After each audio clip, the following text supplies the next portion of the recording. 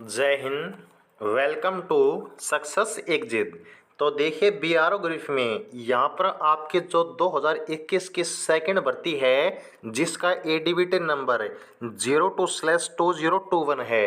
तो जितने भी पोस्ट है यहाँ पर आपकी आउट की गई थी जैसे कि वेटर, पेंटर, ड्राइवर या फिर व्हीकल मैकेनिक।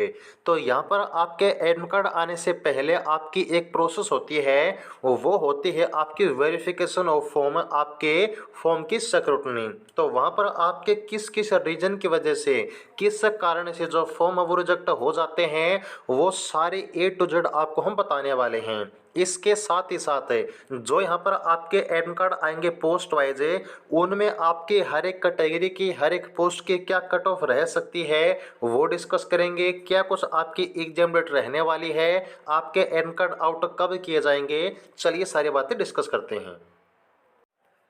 ये है आपकी भर्ती का ऑफिशियल नोटिफिकेशन, और जो भी यहाँ पर आपको हम पॉइंट बताएंगे बिल्कुल ऑफिशियल और बिल्कुल ऑथेंटिक बताएंगे। यदि आपको जो पॉइंट हम बताने वाले हैं इनमें से एक भी मिस्टेक यदि आपने की होगी तो वहाँ पर आपका फॉर्म रिजेक्ट हो सकता है। तो यहाँ पर जो पोस्ट आपकी आउट की गई हैं आप लोग देख सकते हैं। पेंटर के टोटल 33 वैकेंसी हैं, मैच वेटर की 12 वैकेंसी हैं, व्हीकल मैकेनिक के 293 वैकेंसी हैं, और आपके ड्राइवर के टोटल 16 वैकेंसी, 354 वैकेंसी आपकी इस भर्ती में आउट की गई हैं। अब यहाँ पर जो आपके रिजेक्शन की लिस्ट आपके इस नोटिफिकेशन में दी गई है, चलिए वो आपको दिखाते हैं। तो यहाँ पर आपके इस नोटिफिकेशन में जो आपका पॉइंट नंबर 6 है, आपका पॉइंट नंबर 6 है, वहाँ पर देखिए क्या चीज़ आपको बताई गई है। यहाँ पर आपको जानकारी दी गई है आपकी इनवैलिड एप्लीकेशन के बारे में, यानी कि कौन कौन से कारण हैं जो आपकी एप्लीकेशन को रिजेक्ट करने के कारण बनते हैं। यहाँ पर आपको ये चीज़ बताई गई है कि यदि आपने जो एप्लीकेशन फॉर्म फिल किया है, यदि मान लीजिए गलती से आपका एडमिट कार्ड आपका आउट कर दिया जाता है और वहाँ पर जो आपने गलती की है एप्लीकेशन फॉर्म में वो आपकी पहले पता नहीं चलती, लेकिन आपका एग्जाम कंडक्ट होने के बाद जो आपकी सिलेक्शन तक प्रोसेस है उसमें अगर आपकी गलती सामने आ जाती है तब भी आप किसी भी स्टेज पर बाहर कर दिए जा सकते हैं। यहाँ पर आपको बताया गया है an application will be समरली rejected at any stage of the recruitment process है। तो यहाँ पर आप लोग याद रखिए कि फॉर्म में आपने कोई गलती न की हो। अब कौन कौन से आपके पॉइंट रिजेक्ट होने के वो सुनिएगा। सबसे पहले है कि आपका ऑफिशियल फॉर्मेट या फिर आपका incomplete information, wrong information, miss representation of facts, या फिर आपका लेफ्ट अनसाइंड। यानी कि अगर आपने यहाँ पर आपका कोई ऐसा फॉर्म है, ऐसा फॉर्मेट है जो कि आपका ब्यूरोग्राफ का जो फॉर्म नोटिफिकेशन में दिया हुआ है यदि उसके अनुसार नहीं है तो फॉर्म आपका रिजेक्ट हो जाएगा। यदि आपने कोई इन्फॉर्मेशन गलत प्रोवाइड की है या फिर आपने अधूरी वो इन्फॉर्मेशन प्रोवाइड की है तब आपका फॉर्म रिजेक्ट हो सकता है। जहां कहीं पर आपके फॉर्म में आपके सिग्नेचर मांगे गए थे या फिर आपका थंब इम्प्रेशन मांगा गया था वो प्रोवाइड नहीं करने पर आपका फॉर्म रिजेक्ट हो सकता है। या फिर विदाउट फीस, यानी कि ये आपकी जो कैटेगरी है, कुछ स्पेशल कैटेगरी है जिनको यहाँ पर फीस पे करनी है, यदि आपने वो फीस पे नहीं की तो भी आपको फॉर्म रिजेक्ट हो सकता है। इसके अलावा कुछ यहाँ पर आपको स्पेशल पॉइंट दिए गए हैं, वो आप लोग एक बार फिर से ध्यान से देखिएगा कि एप्लीकेशन में be rejected due to reason such as. अब कौन कौन से रीजन हैं वो देखिए। पहला रीजन आपको हमने बता दिया कि जो फॉर्मेट आपका ब्यूरोग्राफ का होता है उसमें अप्लाई नहीं करने पर फॉर्म आपका रिजेक्ट हो जाएगा। सेकंड चीज़ है आपका अनसाइंड अनडेटेड विदाउट फोटोग्राफ है, यानी कि आपने फॉर्म में जो फोटो लगाई है यदि वो आपने अटेस्टेड नहीं करवाई और जहाँ कहीं पर आपका साइन मांगा जाता है वो अगर आपने नहीं किया या फिर फोटो पर आपने डेट अगर नहीं डाली तो फॉर्म आपका रिजेक्ट कर दिया जाएगा। लेकिन मैं आपको एक चीज़ बताना चाहूँगा कि यहाँ पर जो पॉइंट आपको बताया गया है ना अनडेटेड, यानी कि फ़ोटो आपकी बिना डेट की होगी तो आपका फॉर्म रिजेक्ट कर दिया जाएगा। लेकिन यहाँ पर इस पॉइंट में आपको टेंशन नहीं लेनी है। जो फॉर्म आपने फिल किया है और जहाँ पर फोटो आपने लगाई है आपको हम दिखाएंगे, वेट कीजिएगा। फोटो पर डेट नहीं लिखने की वजह से फॉर्म आपका रिजेक्ट नहीं होगा, ये आप लोग निश्चिंत रहिएगा। इसके अलावा देखिएगा यहाँ पर है विदाउट अ प्रॉपर सर्टिफिकेट। अब यहाँ पर गलती सबसे बड़ी जो होती है ना वो आपकी इसी पॉइंट में होती है। जैसे कि आपकी रिजर्व कैटेगरी है SC ST OBC EWS। तो यहाँ पर कुछ आपके कैंडिडेट हैं क्या करते हैं कि आपने जो सर्टिफिकेट है ना वो तो वो लगा देते हैं, लेकिन उसका जो फॉर्मेट होता है वो आप लोग गलत लगाते हैं। फॉर्मेट आपका कौन सा माना जाएगा? इन सेंट्रल गवर्नमेंट फॉर्मेट है, यानी कि एक आपका फॉर्मेट होता है सर्टिफिकेट का आपका स्टेट का, और एक आपका फॉर्मेट होता है सेंट्रल गवर्नमेंट का। तो जो सेंट्रल गवर्नमेंट का फॉर्मेट होता है ना वहीं आपका एक्सेप्ट किया जाएगा। ओके जी, तो आपके कास्ट सर्टिफिकेट न लगाने पर और कास्ट सर्टिफिकेट लगाने के बाद उसका फॉर्मेट आपका सेंट्रल गवर्नमेंट का न होने पर फॉर्म आपका रिजेक्ट हो सकता है।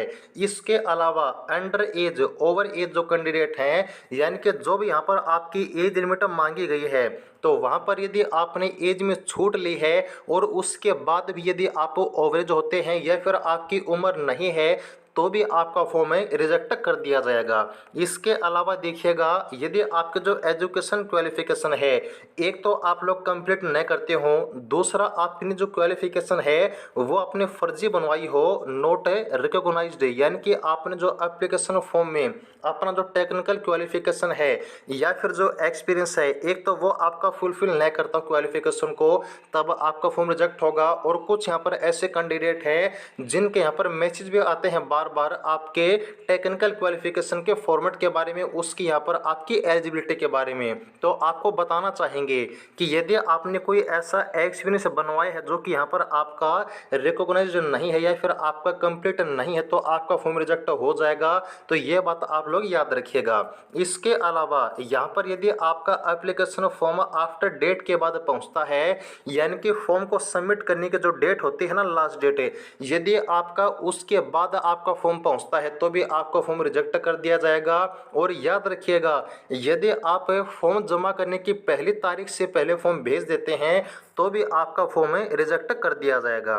ओके जी, इसके अलावा यहाँ पर आपको बताना चाहेंगे कि यदि जो आपने एप्लीकेशन फॉर्म फिल किया है तो एक आपका होता है सेल्फ एड्रेस एनवलप जिसके ऊपर आप लोग अपना एड्रेस डालते हैं और जिसके अंदर सभी डॉक्यूमेंट डालकर उस एनवलप के बाहर आपको कुछ चीज़ लिखनी होती हैं, जैसे कि application for the post of आपकी पोस्ट का नाम और फिर आपकी कैटेगरी। तो यदि आप उस एप्लीकेशन फॉर्म के ऊपर उस एनवलप के ऊपर अपनी कैटेगरी और पोस्ट का नाम नहीं लिखते हैं ना तो भी आपको फॉर्म में रिजेक्ट कर दिया जाएगा। इसके अलावा यदि आपने यहाँ पर कोई ऐसा जो डॉक्यूमेंट आपने लगाया है जो अपने एप्लीकेशन फॉर्म का फॉर्मेट लगाया है, तो डॉक्यूमेंट या फिर फॉर्मेट है आपका डैमेज होने पर वहाँ पर आपका फॉर्म है रिजेक्ट कर दिया जाएगा। जैसे कि मान लीजिए आपने जो डॉक्यूमेंट लगाए हैं एक तो वो धुंधले साफ दिखाई नहीं देते हैं या फिर वो कटे फटे हैं तो भी आपका फॉर्म है रिजेक्ट कर दिया जाएगा। इसके अलावा जितने भी डॉक्यूमेंट यहाँ पर आपको लगाने हैं अपने फॉर्म के साथ तो अगर आपने वो सेल्फ अटेस्टेड नहीं किए या फिर आपने किसी भी गेजेटेड ऑफिसर से वो अटेस्ट नहीं करवाए तो आपका फॉर्म रिजेक्ट कर दिया जाएगा। इसके अलावा यदि आपने किसी एक पोस्ट के लिए, मान लेते हैं कि आपने ड्राइवर की पोस्ट के लिए फॉर्म अप्लाई किया है, तो यदि आप मल्टीपल एप्लीकेशन, एक से ज़्यादा एप्लीकेशन किसी भी पोस्ट के लिए, अलग अलग पोस्ट के लिए नहीं, अगर एक सेम पोस्ट के लिए फॉर्म आप ज़्यादा अप्लाई करते हैं एक से ज़्यादा तो भी आपका जो एप्लीकेशन फॉर्म है वो रिजेक्ट कर दिया जाएगा। इसके अलावा एक्स सर्विसमैन होने पर या फिर आप सिविल कैंडिडेट होने पर अगर आपने अपने सर्विंग सर्टिफिकेट नहीं दिखाई तो भी यहाँ पर आपका फॉर्म रिजेक्ट कर दिया जाएगा। और इसके अलावा any portion of the application left and signed, यानी कि जहाँ कहीं पर आपके फॉर्म में एप्लीकेशन में साइन मांगे गए थे वहाँ पर आपका उस खाली स्थान पॉइंट को ब्लैंक छोड़ने पर, खाली छोड़ने पर फॉर्म आपका रिजेक्ट कर दिया जाएगा।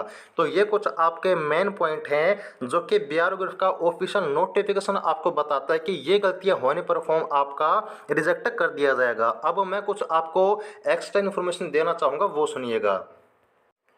तो जैसा कि यहाँ पर आप सभी देख पा रहे हैं ये है आपका बीआरओ का ऑफिशियल फॉर्मेट है। अब यहाँ पर जब आपकी भर्ती आउट हुई थी ना तब आपको हमने कहा था कि आपको एप्लीकेशन फॉर्म कैसे फिल करना है, ये बात आप लोग बिल्कुल अच्छे तरीके से देखिएगा। और इसके ऊपर हमने वीडियो भी बनाई थी। मेरी आपसे एक सलाह है, एक सजेशन है कि वो वीडियो आप लोग ज़रूर देखिएगा कि फॉर्म को कैसे फिल करें, ताकि ये आपको ये आइडिया लग जाए कि जो फॉर्म आपने फिल किया था वहाँ पर कोई मिस्टेक तो आपने नहीं की। जैसे कि जितने भी यहाँ पर आपके इस फॉर्म में पॉइंट दिए गए हैं ना, वो आपको अच्छे तरीके से फिल करने थे। इसके अलावा यहाँ पर आपको अपना सिग्नेचर करना था, और यहाँ पर जो फोटो है ना वो आपको लगानी थी जो कि आपकी 3 महीने से ज़्यादा पुराने नए हो। और ये फोटो आपको खुद से अटैच नहीं करनी थी, बल्कि कोई भी आपका गैजेटेड ऑफिसर जो होता है ना वो आपका इस फोटो को अटैच करेगा। तो अगर आपने ये मिस्टेक किया तो फॉर्म आपको यहाँ पर रिजेक्ट कर दिया जाएगा। इसके अलावा जो यहाँ पर आपका एक और बड़ा रीजन होता है फॉर्म के रिजेक्ट होने का, वो है आपका वेटेज परसेंटेज मार्क्स को डिफाइन करना। कुछ आपके ऐसे कैंडिडेट होते हैं जिनके पास से कोई एक्स्ट्रा वेटेज नहीं होता, लेकिन वो गलती से यहाँ पर फिल कर देते हैं। या फिर कुछ आपके ऐसे कैंडिडेट हैं जो आपके वेटेज रखते हैं एक्स्ट्रा, लेकिन वो डॉक्यूमेंट भी लगा देते हैं लेकिन यहाँ पर फिल नहीं करते, और वो टोटल आपकी परसेंटेज नहीं दिखाते। इस वजह से फॉर्म आपका रिजेक्ट हो सकता है। और वीडियो थोड़ी सी लंबी जरूर बनने वाली है, लेकिन यहाँ पर आपका एक भी पॉइंट हम मिस नहीं करेंगे। अगर आपने ये वीडियो देख ली ना तो आपका फॉर्म एक्सेप्ट हो गया फिर रिजेक्ट होगा, किसी से आपको पूछने की जरूरत नहीं पड़ेगी। ठीक है जी, तो जितने पॉइंट देखिएगा इन सबको हमने बताया है कि आपका एप्लीकेशन फॉर्म कैसे फिल करना है। इसके अलावा यह है आपका फीस का डिटेल। यदि मान लीजिए आपने अपनी फीस पे कर दी और यहाँ पर आपका जो डॉक्यूमेंट है वो आपने नहीं लगाया तो आपका फॉर्म रिजेक्ट होगा। फीस पे करने के बाद आपने डॉक्यूमेंट लगा दिया लेकिन उसकी डिटेल यहाँ पर फिल नहीं की तो भी आपका एप्लीकेशन फॉर्म में रिजेक्ट कर दिया जाएगा। इन सब के अलावा यदि आपके पास है एक्स्ट्रा वेटेज है और उस वेटेज की जानकारी आपने पहले वाले कॉल में जो मैंने आपको दिखाया था उसमें अपनी फिल कर दी, लेकिन वो यहाँ पर आपने नहीं बताया तो भी आपका फॉर्म में रिजेक्ट कर दिया जाएगा। इन सब के अलावा थोड़ा सा नीचे आने पर यहाँ पर आपके कुछ इंपॉर्टेंट पॉइंट आपको मैंने बता दिए थे। यहाँ पर आपका थंब इम्प्रेशन आपको लगाना है, यहाँ पर आपके सिग्नेचर करने हैं। ये चीज़ नहीं करने पर फॉर्म आपका रिजेक्ट कर दिया जाएगा। और ये आपका पेज है एडमिट कार्ड वाला पेज है। इसमें सबसे बड़ी गलती क्या होती है कि यहाँ पर जो फोटो आप लोग लगाते हैं ना उस फोटो को बहुत सारे ऐसे कैंडिडेट हैं जो या तो सेल्फ अटेस्टेड कर देते हैं या फिर आप अटेस्टेड करवा लेते हैं किसी भी ऑफिसर से, गजेटेड ऑफिसर से। तो ये फोटो ना तो आपको यहाँ पर सेल्फ अटेस्टेड करनी है, ना यहाँ पर आपको किसी से अटेस्टेड करवानी है। ओके, इस फोटो का आपको जो है ब्लैंक छोड़ना है और न यहाँ पर इसके नीचे कोई आपको सिग्नेचर करने हैं। तो ये आपके कुछ मेन पॉइंट हैं जो कि यहाँ पर आपको फिल करने थे अपने एप्लीकेशन फॉर्म में। तो देखिए कंप्लीट जानकारी थी कि आपके फॉर्म के रिजेक्ट होने के आपके रीजन कौन कौन से हैं उनके बारे में। अब चलिए हम बात करते हैं कि यहाँ पर जो पोस्ट आपके आउट की गई हैं उनकी एग्जाम डेट क्या रहने वाली है। तो वैसे देखिएगा आपको मैंने पहले भी जानकारी दी थी आपके एडमिट कार्ड के बारे में और आपकी एग्जाम डेट के बारे में, लेकिन फिर से आपको बताना चाहेंगे कि यहाँ पर आपकी इस भर्ती का जो एग्ज़ाम होने वाला है वो आपका अप्रैल में कंडक्ट किया जाएगा। यहाँ पर आपको मोस्ट पॉसिबिलिटी यही है कि मार्च के लास्ट में जो है आपको इसके अपडेट देखने को मिल जाए, और जैसे ही इसके अपडेट आउट होती है आपकी लिस्ट या फिर आपकी एग्जाम डेट ऑफिशियली आउट होती है उसके बाद ही आपके एग्जाम कंडक्ट किए जाएंगे। और एग्जाम की डेट आपको मैंने पहले भी बताई थी, फिर से बताते हैं कि अप्रैल में आपका जो एग्जाम है वो कंडक्ट किया जाएगा। ये बात आप लोग याद रखिएगा। अगर बात करें एडमिट कार्ड की कट ऑफ क्या बन सकती है तो देखिएगा यहाँ पर आपका सबसे बड़ा एक रीज़न होता है कि एडमिट कार्ड की कट ऑफ आपकी पोस्ट वाइज और आपकी कैटेगरी वाइज बनना, यानी कि ऐसा नहीं होगा कि यहाँ पर आपकी जो SC ST OBC EWS ये सभी कैटेगरी आपकी जनरल में काउंट कर दी जाएंगी। नहीं, एडमिट कार्ड आपका जो कैटेगरी आउट किया जाएगा। और एक एवरेज में अगर आपको बताऊं तो यदि आपके पेंटर में अगर आपके 65% से अबव हैं तो यहाँ पर आप लोग उम्मीद कर सकते हैं अपने एडमिट कार्ड के आने की। मैथ्स वेटर में आपके 80% से अबव, व्हीकल मैकेनिक में यहाँ पर आपके सभी के एडमिट कार्ड आउट होने का चांस बनते हैं क्योंकि पोस्ट आपकी बहुत ज़्यादा हैं। बस आपका फॉर्म उसमें कोई मिस्टेक नहीं होनी चाहिए, रिजेक्ट नहीं होना चाहिए। इसके अलावा ड्राइवर में आपके 70% से अबव होने पर आप लोग उम्मीद कर सकते हैं कि आपका एडमिट कार्ड जो है वो आने वाला है। इसके अलावा जो यहाँ पर आपकी कैटेगरी वाइज और पोस्ट वाइज आपकी कट ऑफ की डिटेल है वो आपको हमने पहले बता दी थी। उसकी जो डिटेल है आप लोग वीडियो देख सकते हैं जिसका लिंक आपको डिस्क्रिप्शन में दिया हुआ है। तो ये थी आपकी जानकारी आपके एडमिट कार्ड के बारे में, आपके एग्जाम डेट के बारे में और फॉर्म आपका एक्सेप्ट होगा या फिर नहीं उसके बारे में। तो देखिएगा यहाँ पर इस भर्ती का जो स्पेशल बैच है वो हमने आपका आउट किया हुआ है। स्पेशल बैच ज्वाइन करने के लिए आपको नीचे व्हाट्सएप नंबर दिया है, उस पर आप लोग जो मैसेज करके डिटेल ले सकते हैं और वहाँ पर सिर्फ आपको बैच की डिटेल मिलेंगी, एक्स्ट्रा इन्फॉर्मेशन आपको प्रोवाइड नहीं किए जाएंगे। टेक्निकल टीम आपसे जो है बात कर लेगी। तो ये थी जानकारी, उम्मीद कि आपको अच्छी लगी होगी। यदि कोई आपका डाउट है तो आप लोग कमेंट सेक्शन में लिख सकते हैं। आने वाली वीडियो में जितने आपके डाउट होंगे हम कवर कर लेंगे। तो उम्मीद है कि आपको जानकारी अच्छी लगी होगी। वीडियो को लाइक करना ना भूलें और चैनल को सब्सक्राइब जरूर करें। जय हिंद।